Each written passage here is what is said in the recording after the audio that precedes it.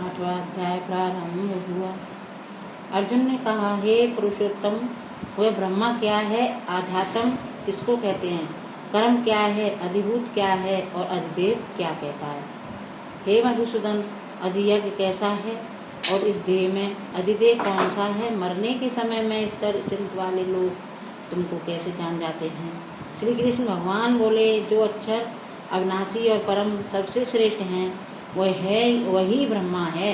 प्रत्येक वस्तु का स्वभाव आध्यात्म कहता है और समस्त चराचर की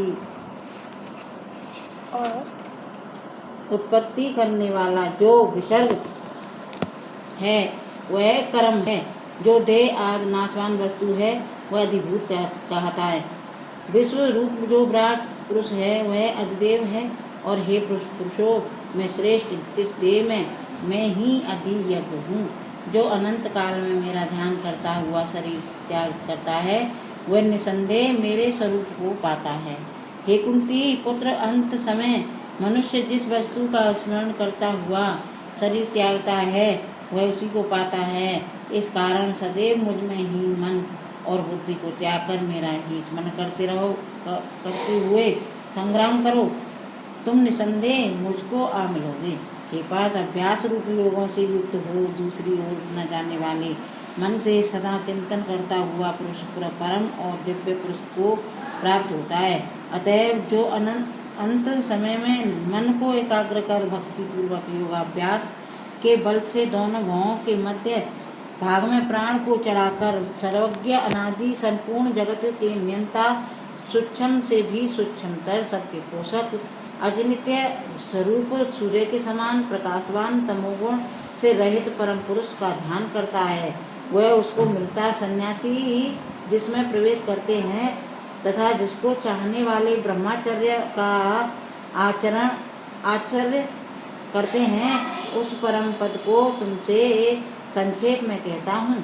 सब इंद्रियां द्वारों को रोक कर मन को हृदय में धारण कर प्राण को मस्तक में ले जाकर समाधि योग में स्थित ओम इस अक्षर का उच्चारण करता हुआ देह को त्यागता है उसे मोक्ष रूप उत्तम गति को प्राप्त होती है। हे पार्थ, जो मुझे ही में मन लगाकर नित्य प्रति मेरा स्मरण करते हैं उन सदैव स्मरण करने वाले योगी को मैं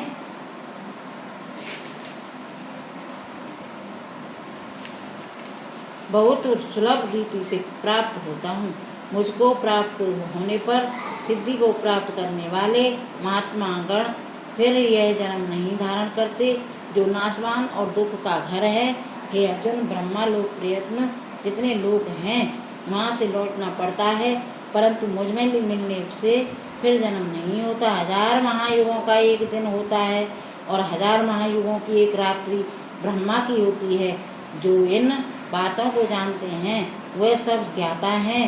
ब्रह्मा का एक दिन होने पर अव्यक्त से सब व्यक्तियों का उदय होता है और रात को उसी में लय होता है। हे पार्थ, समस्त चराचर वस्तुओं का यह समुदाय दिन में बार बार उत्पन्न होकर रात्रि के आगमन में लीन हो जाता है। इस अव्यक्त से परे दूसरा सनातन अव्यक्त है जो इन सब के नष्ट होने पर भी कभी नष्ट नहीं होता। उस अव्यक्त को ही अक्षर कहते हैं। वही परम गति है जिसको प्राप्त करके फिर संसार में नहीं जन्मते। वही मेरा परम धाम है। हे पार्थ, जिसके अंतर्गत सब प्राणी हैं और जिसने इस समस्त जगत का विस्तार कर रखा है वह श्रेष्ठ पुरुष अनन्य भक्ति से ही मिलता है। हे भारत श्रेष्ठ, जिसका काल में योगी जन देह छोड़कर फिर नहीं लौटते हैं और जिस काल में लौटते हैं अब वह काल बतलाता हूँ। जिस काल में अग्नि प्रकाश और दिन शुक्ल पक्ष को ऐसे उत्तरायण के 6 महीने में मृत्यु को प्राप्त हुए ब्रह्मादिक ब्रह्मा को प्राप्त होते हैं। धूम्र रात कृष्ण पक्ष दक्षिणायन के 6 महीने इनके मध्यम गमन करने वाले चंद्रमा की ज्योति को पहुँचाते हैं और लौट आते हैं। संसार की नित्य चलने वाली शुक्ल और कृष्ण नाम की 2 गतियाँ हैं। एक से आने पर लौटना पड़ता है और दूसरी पर फिर लौटना नहीं होता है। अर्जुन, हे पार्थ, योगी इन दोनों गतियों का तत्व जानता है, इसी से मोह में नहीं पड़ता। अतएव हे अर्जुन, तुम सदा योग युक्त हो। वेद, यज्ञ, तप और दान में जो पुण्य फल बतलाए गए हैं, योगी उन सबसे अधिक ऐश्वर्य प्राप्त है और सर्वोत्तम आत्म स्थान पाता है। अर्थ 8वें अध्याय का मातम प्रारंभ हुआ। श्री नारायण जी बोले, हे लक्ष्मी, दक्षिण देश नर्मदा नदी के तट पर एक नगर है। उसमें सुशर्मा नामक एक बड़ा धनवान विप्र रहता था। एक दिन उसने एक संत से पूछा, ऋषि जी, मेरे संतान नहीं है। तब ऋषिश्वर ने कहा, तू अश्वमेध यज्ञ कर बकरा देवी को चढ़ा, देवी तुमको पुत्र देगी। तब उस ब्राह्मण ने यज्ञ करने को एक बकरा मोल लिया, उसको स्नान करा, मेवा खिलाया। जब उसको मारने लगा तब बकरा कह शब्द करके हंसा।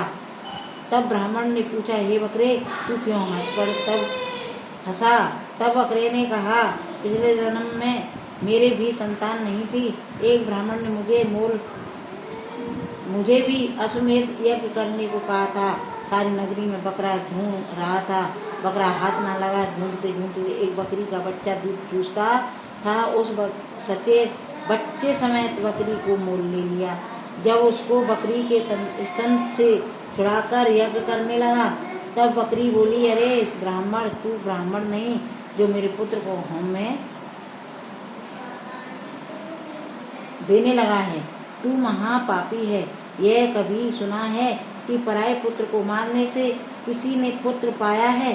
तू अपनी संतान के लिए मेरे पुत्र को मारता है। तू निर्दयी है, तेरे पुत्र नहीं होगा। वह बकरी बहुत कहती रही, पर मैंने होम किया। बकरी ने श्राप दिया कि तेरा गला भी इसी भांति कटेगा। इतना कहकर बकरी तड़प कर मर गई। कई दिन बीते, मेरा भी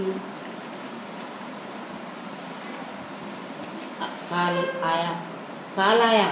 यमदूत मारते मारते धर्मराज के पास ले गए। धर्मराज ने कहा, इसको नरक में दे दो, ये बड़ा पापी है। फिर नरक भुगाकर बानर की योनि दो। उसे एक बाजीगर ने मोल लिया।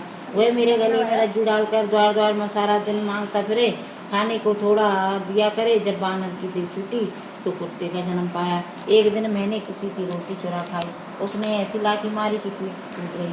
उस दुख से मेरी मृत्यु हो गई। फिर घोड़े की देह पाई, उस घोड़े को बटियारे ने मोल लिया। वह सारे दिन चलाया करे, खाने पीने की खबर नहीं ले। शाम समय एक छोटी सी रस्सी से बांध छोड़े, ऐसा बांधे कि मैं मक्खी भी नहीं उड़ा सकूं। एक दिन 2 बालक, एक कन्या मेरे ऊपर चढ़कर चलने लगे। वहाँ कीचड़ अत्यंत थी, फंस गया और ऊपर से वह मारने लगे। वहाँ मेरा मरण हुआ। इस भांति अनेक जन्म भोगे। अब बकरे का जन्म पाया। मैंने जाना था जो इसने मुझे मोल लिया है, मैं सुख पाऊंगा, किंतु तू छुरी लेकर मारने लगा है। तब ब्राह्मण ने कहा, हे बकरे, तुझे भी जान प्यारी है। अब मैं अपने नेत्रों से देखी हुई कहता हूँ, सो सुन। कुरुक्षेत्र में सुशर्मा राजा स्नान करने आया। उसने ब्राह्मण से पूछा, ग्रहण में क्या दान करूं? उसने कहा, राजन, काले पुरुष का दान कर। तब राजा ने काले लोहे का पुरुष बनवाया, नेत्रों में लाल जड़वाद सोने के भूषण पहराकर तैयार किया। वह काला पुरुष कह कर हंसा। राजा डर गया, कोई बड़ा गुण है जो लोहे का पुरुष हंसा। तब राजा ने बहुत दान किया, फिर हंसा। ब्राह्मण को कहा, हे ब्राह्मण, तू मुझे लेगा? तब ब्राह्मण ने कहा, मैंने तेरे शरीर के कई पचाए हैं। तब काले पुरुष ने कहा, तू मुझको वह कारण बता जिस कारण से तूने अनेक दान पचाए हैं। तब विप्र ने कहा, जो गुण मेरे में है सो मैं तू भी जानता हूँ।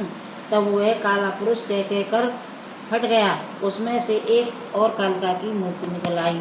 तब विप्र ने श्री गीता जी के 8वें अध्याय का पाठ किया। उस कालिका की मूर्ति ने सुनकर देह पलटी। जल की अंजलि भर के उस विप्र ने मूर्ति पर छिड़की। जल के छिड़कने से तत्काल उसकी देह पलटी। देवदेवी पाई विमान पर बैठकर बैकुंठ को गई। तब उस राजा ने कहा, तुम्हारे में भी कोई ऐसा है जिसके शब्द से मैं भी अधम देह से मुक्ति पाऊँ। तब उस विप्र ने कहा, मैं वेद पाठी हूँ। उस नगर में एक साधु भी गीता पाठी था। जिससे 8वें अध्याय का पाठ सुनकर राजा की देह पलटी। दिव्य देह पाकर वैकुंठ हो गया और कहता गया, हे ब्राह्मण, तू भी गीता का पाठ कर, तुम्हारा भी उद्धार होगा। तब वह ब्राह्मण भी श्री गीता जी का पाठ करने लगा। 8वां अध्याय संपन्न हुआ।